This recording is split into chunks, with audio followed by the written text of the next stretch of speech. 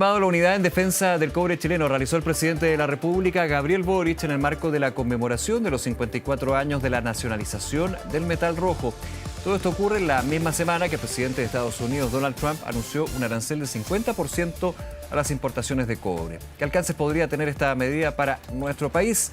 Analizamos este tema. Estamos junto al senador del Partido Socialista, integrante de la Comisión de Minería, Juan Luis Castro. ¿Cómo está, senador? Gracias por acompañarnos. Encantado, Joaquín, gusto de saludarle. Tuve con el presidente la oportunidad de escuchar su planteamiento. Fue muy cauteloso respecto a los anuncios del presidente Trump y al mismo tiempo ratificó la política de diversificación de materia de exportación y el diálogo permanente multilateral, además con los distintos países con los cuales, en este caso, es evidente que las relaciones de nuestro país con Estados Unidos y con China deben cuidarse, no pueden ser precipitadas. Son grandes consumidores y China gran consumidor del cobre de nuestro país, ¿verdad? Es el primer país que demanda cobre a nuestro país, que es el primer productor a su vez del mundo. Ya. Ahora, senador, usted dice muy cauteloso en las declaraciones, pero quiero ir a lo práctico. Cuando dice, cito el presidente Boric, cuando nos tocan el cobre salimos todos a defenderlo con unidad nacional. ¿En qué se tiene que plasmar esa defensa de unidad nacional? Y directamente a Estados Unidos, porque aquí estamos hablando, aunque no lo menciona él, entiendo, o los aranceles que aplica o va a aplicar a partir del 1 de agosto el país del norte.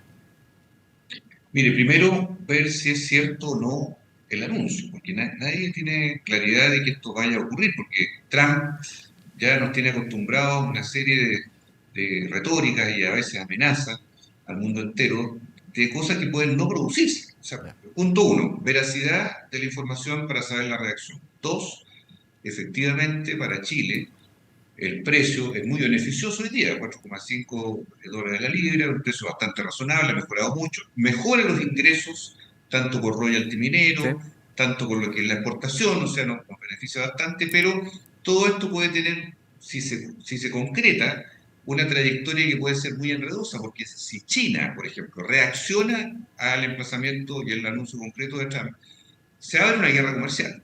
Y en ese sentido, Chile, que es débil en el concierto de los grandes países del mundo, va a sufrir también esa guerra comercial, no solo porque la materia prima se puede ver ahora afectada. Actualmente esto va a rebotar más en las materias elaboradas de cobre, pero si esto se amplifica y empieza una verdadera guerra del cobre en el mundo, cobre que se necesita mucho en todo lo que es la electrónica, en todo lo de la electromovilidad, los El presidente vehículos, en Trump, todo de lo hecho, que viene. apuntaba a la industria de la defensa. Claro, pero ahora todo el mundo de la Sí, sí, electrodependencia, claro, claro. movilidad, es decisivo. ¿No le llamó la Entonces, atención eso, el- no? A ver, a mí no me llama en términos de que sería raro que el presidente Trump hablara de la electromovilidad cuando sabemos que su línea y su idea es completamente hacia otro lado. Pero habla del tema de la defensa. No quiero hacer aquí una hipótesis, digamos, geopolítica, pero claro, él apunta a eso y la necesidad de que Estados Unidos sea, entiendo yo, un productor mundial de cobre, cosa que, por lo que se entiende en lo concreto, está bastante lejano.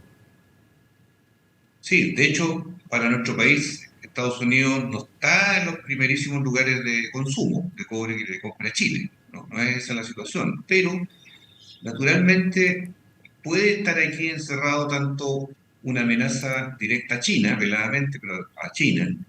Puede estar también algo a Chile por lo que ha sido la conducta de Chile, que si bien es socio de algún modo a través del Ujú. TLC con Estados Unidos, pero el gobierno actual tiene discrepancias con el gobierno norteamericano, que son públicas y notorias. Puede haber una revisión, tal vez de toda la línea comercial, como lo ha hecho Trump en estos 6 meses que lleva gobernando, de querer a todos los países imponerle tasas nuevas, distintas, simplemente para cumplir su compromiso de campaña. Algunos sí lo está haciendo, otros no. Está tanteando el terreno, hasta dónde puede avanzar o no en esa posición dominante. Entonces, yo creo que en el caso de Chile, ¿nos une la defensa del cobre? Sí. Hoy día conmemoramos 54 años de la nacionalización y eran empresas norteamericanas las que estaban en Chile en la división del Teniente, Sí, donde estuvimos sí, claro. conmemorando. O sea, en ese sentido, más que O sea, el ir a presidente una podría haber ido más confrontación, allá aplicando lo que es la historia de la nacionalización. Por eso usted dice que fue cauteloso, que fue prudente. fue prudente respecto a los últimos anuncios del presidente norteamericano, pero no así de cauteloso, sino que taxativo, en que Chile viene de una independencia lograda hace 54 años, de un mineral chileno sobreexplotado por empresas norteamericanas y que finalmente se logró en el año 71 Ujú, nacionalizar. Y en buena hora, y todos los aportes que hace al mundo fiscal en Chile dependen, y todos lo sabemos, esencialmente del cobre. ujú. Usted hablaba también esto de los aranceles y hay que ver cómo se van concretando. Yo estoy de acuerdo con usted. O sea, el anuncio está, la amenaza está, la carta está o no, pero al partir del 1 de agosto ya empecemos a ver el Excel, si se aplica el 50% o no, y si hay gradualidad y si se negocia. Quería preguntarle, de hecho, desde que se da este Liberation Day, el Día de la Liberación, se presenta esta gráfica, aparece Chile con un 10% de arancel recíproco. Se activaron conversaciones desde la Subsecretaría de Relaciones Económicas Internacionales, la subsecretaria Claudia Sangüesa, principalmente por el tema cobre, Departamento de Comercio. Desde la Comisión de Minería, ¿hubo información al respecto de cómo iban esas conversaciones? Desde la oposición ya dicen que terminaron en nada y que de hecho terminaron en peor porque finalmente el arancel va a ir sí o sí. Yo obviamente me No, imagino cuando uno empieza a conversar, no por el hecho de conversar, no va a llegar, digamos, el peor escenario que uno espera, pues eso es negociar. sí, no ha llegado información oficial a la Ya. Comisión de Minería respecto a esas conversaciones o tratativas. Las estamos pidiendo. Yo creo que la próxima semana puede ser en la Comisión de Minería perfectamente posible que tengamos alguna autoridad de gobierno que en la materia específicamente reporte, porque esto ha generado movimiento, ¿verdad? Y va a seguir Sí. así hasta que no se plasme una certeza en cualquier sentido, pero que clarifique el escenario que viene. Entonces, yo creo que aquí el gobierno parece que está actuando bien, pero los movimientos de mercado y el destino del cobre, principal producto exportador de Chile, no puede quedar en un vaivén eventualmente metido en una tremenda guerra comercial que puede inaugurar Estados Unidos contra China, sin decirlo, pero en la práctica ataca al principal consumidor de cobre del mundo, que es China. Entonces, obviamente esto tiene ramales, ¿verdad?, Claro. que son muy lejanos a lo que nosotros quisiéramos o creemos, pero desgraciadamente van en una línea de fuerza del verdadero adversario de Estados Unidos comercialmente, que es China. ¿Ah? No es ni Europa ni Latinoamérica. Señor Castro, cerca del 11% del cobre chileno llega a Estados Unidos. Es el segundo destino, digamos, de la principal exportación nuestra. La 50%, más del 50% llega a China. O sea, no es comparable un destino con otro. Pero sí, si uno se queda con esa importación, ese envío a Estados Unidos, la mayoría va desde Codelco, de la estatal. ¿Cómo ve usted? ¿Le preocupa la situación de Codelco sumándose a otros elementos que han complicado en términos financieros, en términos de producción, en términos de las bajas leyes, que es un tema de la industria, y que esto se vaya a sumar? El gran problema de Codelco es la brecha que hay en la producción. La producción está por debajo de la demanda que hoy día hay en el mundo. Sí. Por lo tanto, podemos tener los mejores minerales, tener gran producción privada también en nuestro país, pero la estatal está al debe. La estatal todavía no logra un repunte y va a demorar algunos años en tener cifras de producción como las tuvo durante décadas. Ujú. Entonces, este es el llamado, además se hizo hoy día, incluso el presidente del directorio de Codelco también lo reafirmó. Hoy día Chile está en deuda de poder mejorar su capacidad productiva independiente del destino de la guerra comercial de Estados Unidos con China. Independiente de eso, tenemos una situación preocupante que hace que obviamente la estatal y Codelco, que hoy día está de cumpleaños, ¿verdad?, de la nacionalización, no puede quedarse dormido en los laureles porque este año tuvimos un precio fabuloso. ¿Ah? Porque hoy día gran parte de las ganancias son del precio, Ujú. más que de la producción. Sí, claro. Y eso es lo que tiene que ser recuperado lo más pronto posible. Ahora, esto va desde el punto de vista del cobre, pero también ha sido una semana de los aranceles. Lo mencionábamos en una conversación anterior con nuestro colega Felipe Gallegos, la situación del cobre. También este anuncio, porque son anuncios a través de redes sociales del presidente Trump, pero uno dice puede que sí, puede que no. En términos del arancel a todos los productos importados, ya no sería un 10, podría llegar a ser un 15. Estuvo la situación de Brasil. ¿Cómo ve usted también? Claro, es poco lo que se puede hacer desde acá finalmente, más que conversar. Ahora, desde la oposición ha sido bien crítico en términos de la postura que ha tenido el propio presidente Boric, criticando constantemente al gobierno norteamericano y al presidente Donald Trump, y dicen que eso, y usted hablaba también de discrepancia con el gobierno actual, eso puede pegar, puede tener efectos nocivos como mayores aranceles, digamos, en la retórica que se puede ir concretando por parte del presidente de Estados Unidos?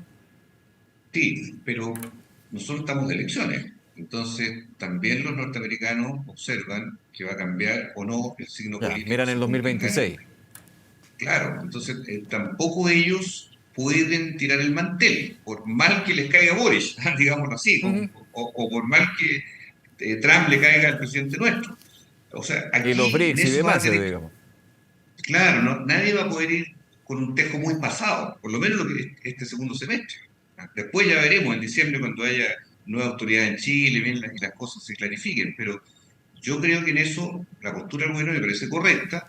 Yo creo que en este caso, como un tema económico y técnico tan sofisticado, no podemos hacer anuncios rimbombantes, sabiendo que la política de Trump es una política abusiva. Permítame a mí decirlo, yo soy legislador, pero me parece que es tremendamente abusiva. Ni siquiera con la guerra. Él desata guerra y después se sienta al medio de negociador de la paz. Cosas así estamos viendo, y lo mismo con los aranceles a diestra y siniestra, y después va reculando, va adaptándose en el camino. Bueno, pregúntenle a México todas las cosas que ha dicho respecto de México o las cosas que puede llegar a concretar con su país vecino. Eso es Trump y es la soberanía de la democracia norteamericana. Yo creo que es un error, pero esa es la voluntad del mandatario que hoy día está ahí, y nosotros tenemos en eso que tener sumo cuidado, manteniendo las relaciones con Estados Unidos que se mantienen, sin embargo nos pueden hacer desconocidas en cualquier momento. Ujú. Claro, aquí podría sumar otros elementos, digamos, que, insisto, es la crítica desde parte de la derecha, el Partido Republicano, también algunos parlamentarios en el Congreso de la UDI y la Renovación Nacional, en términos del tono que se toma con la situación de aranceles, la situación de seguirá la visa waiver o no. Han sido críticos y le han dicho al presidente Boric como que tiene que habitar el cargo con respecto también a las relaciones internacionales. Usted me imagino que no está de acuerdo con eso, pero ¿por qué? Mire, yo creo que en el caso norteamericano, yo quisiera que la regla fuera siempre pareja en todos los casos, los grandes foros en que Chile está, los grandes países con los cuales dialoga, con Europa, con Brasil, en Latinoamérica, con México, con Estados Unidos, con China, ¿verdad? Con el resto de los países asiáticos, Ujú. donde hay mucha exportación. Y en ese plano, me parece a mí que las relaciones diplomáticas nunca pueden fracasar. O sea, no tenemos derecho a farrearnos por una palabra más, una palabra menos, relaciones comerciales que a un país pequeño como el nuestro, cada arancel o cada tasa de exportación o cada problema en la producción nos rebota a nosotros mismos. Uno podría ahora sacar cuenta alegre y decir, que suba el arancel nomás, porque total nosotros medimos el precio va a subir. Claro, pero ese es el cortísimo plazo, Claro. el sobrestock de la primera entrada. ¿Y después qué va a venir? Si hay también aranceles a las materias primas. Nadie sabe. O sea, por eso creo yo que este es un desfiladero muy estrecho, y Chile sobre todo tiene que tener cuidado porque está en periodo electoral. Oye, y en periodo electoral, con esa incertidumbre instalada acá, no en Estados Unidos, acá con mayor razón, las reglas del juego tienen que ser muy estables para el tiempo que viene. Oiga, senador Castro, agradeciendo su tiempo y aprovechando que usted me da el pase, digamos, con el año electoral, déjeme estos últimos minutitos para consultarle con respecto a cómo ha visto la campaña de la candidata de su sector, Janet Jara, y lo que dijo el día de hoy. Esperar a configurar su comando, espera ampliar, digamos, la situación. ¿Qué espera usted también de la democracia cristiana en términos si debe apoyar o no a Janet Jara ya oficialmente a partir de su Junta Nacional? Mire, yo creo que parto por la DC, que son un partido que está en una posición disminuida, hoy día en el escenario político chileno, pero existen, y me parece muy bien que haya una decisión pronta, porque ellos se han retrasado en sus últimas decisiones. Llegaron tarde a apoyar a Toá Ujú. y no debieran llegar tarde a apoyar a Jara.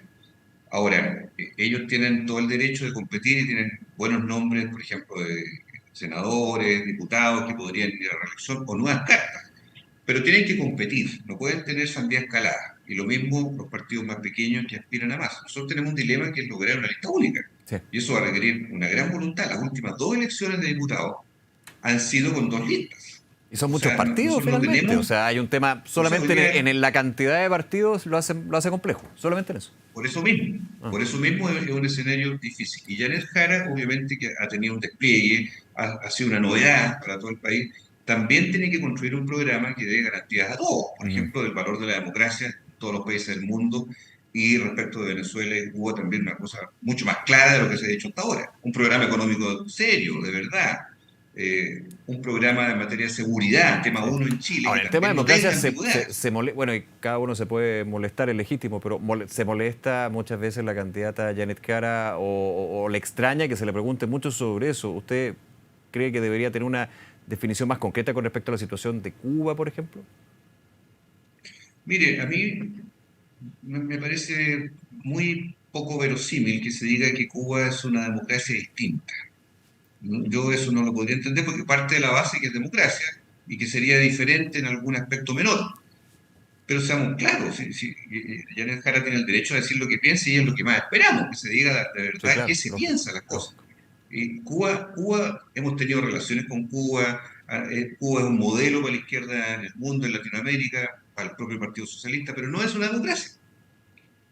Maduro, que fue defendido a troche y moche por el Partido Comunista cuando se produjo el verdadero golpe blanco de una elección que no ganó Maduro, ya está reconocido por todos los observadores, todos los países, en fin, nuestro presidente lo dijo también, tampoco es para salir a defender o apoyar o ser tibios, pues, con el caso venezolano. Esas son definiciones, a mi juicio, que son un umbral. O sea, Mm. es un desde podemos construir, porque para abajo no podríamos construir así si no hay claridad en esa valoración de la democracia.